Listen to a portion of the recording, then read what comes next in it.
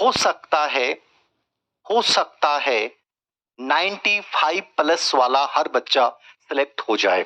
कोई बड़ी बात मत मानिएगा। जब पेपर हम देते हैं उस समय लगता है मेरे बहुत सारे थे, लोगों ने इतने माइनस किए 120 130 35, बाहर आए तो और कम हो गए। और जब अधीनस्थ सेवा चयन बोर्ड अपनी रियल में माया दिखाएगा, मतलब आंसर की जारी करेगा, कुछ भी मान सकता है, कुछ भी मान सकता है, मान लीजिएगा आप। मैंने देखा है पीटीआई एग्जाम वगैरह में, इनमें साइकोलॉजी में, इनमें आंसर कुछ भी मान सकता है, ठीक है ना। तो कोई बड़ी बात नहीं है, 2 से 4 5 नंबर 6 नंबर ऊपर नीचे हो जाए, परवाह मत करना। मैं फिर कह रहा हूं, कुछ भी नहीं है कंपटीशन, इससे बड़ा कंपटीशन ये है। और आगे जिंदगी में लड़ना ये सबसे बड़ी चीज है। मैं फिर बोल रहा हूं, हारना मत। जो बच्चे कमजोर रहे हैं, मैं उन बच्चों को फिर बोल रहा हूं, एक साधारण कंपटीशन था, इसको साधारण मान के चलिए। जिंदगी खत्म नहीं है, याद रखना। सेकंड ग्रेड है, ग्रेड फर्स्ट है, कॉलेज लेक्चर है, संगणक एग्जाम है, एलडीसी है, ईओआरओ की साइंस मैथ वाले बच्चों के लिए इतना गजब का चांस होता है, इतनी गजब की पोस्ट होती है, छोड़ना मत। जो बच्चे रह गए और जो बच्चे इस दायरे में आ रहे हैं, उन बच्चों को मेरी राय ये है, मेहनत मत छोड़ देना, सिलेक्शन कंफर्म मत मान लेना। लेकिन हम ये मान के चल रहे हैं कि 97 से 102 जो जनरल में है, जिसके पर्सन सही है, वो सिलेक्शन की दौड़ में 100% शामिल है। इसमें आप ओबीसी, एमबीसी, ईडब्ल्यूएस, इनका क्या एक क्राइटेरिया मानेंगे? तो इसका सिंपल सा क्राइटेरिया होता है, देखो आजकल जनरल और ओबीसी इक्वल सी रहती हैं। मतलब कि नॉर्मली अपन मान के चलें कि यहाँ पे 2 से 4 प्रश्नों का अंतर रहेगा, लेकिन साइंस मैंने कहा कि डिफरेंस पैदा करेगा। बाकी विषय में सेम हो सकता है, लेकिन विज्ञान डिफरेंस पैदा करेगा। तो मैं ये मान रहा हूं कि विज्ञान में ओबीसी की जो मेरिट या जो बच्चे सेफ जोन में, वो 93 से लेकर 95 के बीच के जो बच्चे हैं, वो मैं मानता हूं सेफ जोन है, ठीक है ना।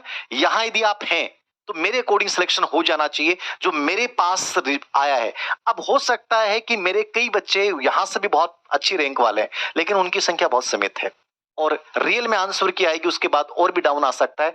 याद रखना, जरूरी नहीं है कि यही रहेगी, इससे ज्यादा भी जा सकती है, प्लस माइनस हो सकता है। अभी तक का जो फीडबैक मिला उसके अकॉर्डिंग बता रहा हूं, 93 से 95 ओबीसी, याद रखना, ठीक है। मतलब वो सेफ जोन में अपन मान सकते हैं, जरूरी नहीं है।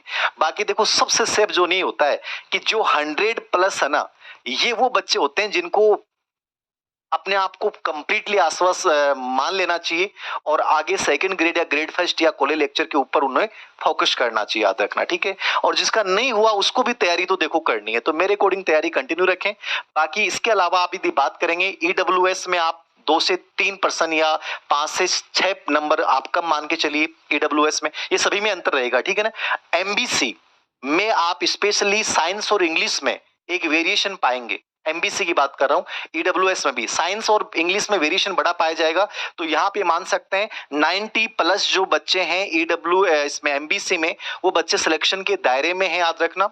और एसटी एससी में इससे भी आप डाउन जा सकते हैं, 85 के आसपास आप पर्सन जिस बच्चे के सही है कटपिट के, वो बच्चा सिलेक्शन की दौड़ में शामिल रहेगा।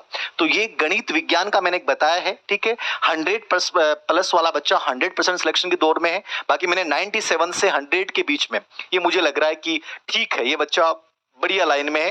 बाकी देखो कुछ भी हो सकता है, फाइनल आंसर की आएगी तो उसके बाद सही आंकड़े आ पाएंगे। ये साइंस का मैंने बताया, गणित विज्ञान का। उसके बाद अपन बात करें हिंदी। हिंदी की सिचुएशन क्या है? देखिए, हिंदी का पेपर बहुत इजी था, बहुत आसान पेपर आया है हिंदी सब्जेक्ट का। जीके सभी का लगभग एक जैसा सा है, हिंदी का जीके भी आसान था, याद रखना। साइकोलॉजी ठीक है, मीडियम सी है, 2% बहुत अच्छे लेवल के थे, 7-8% मतलब। और साइकोलॉजी तो वैसे आप लोगों की इतनी स्ट्रांग हो चुकी है, 360 डिग्री वाली, और करने के बाद इतना मोटिवेशन दिया है, तो मनोविज्ञान में मुझे लगता नहीं कि कोई बड़ी प्रॉब्लम आपके रही होगी। तो मनोविज्ञान सबका रहा। आईसी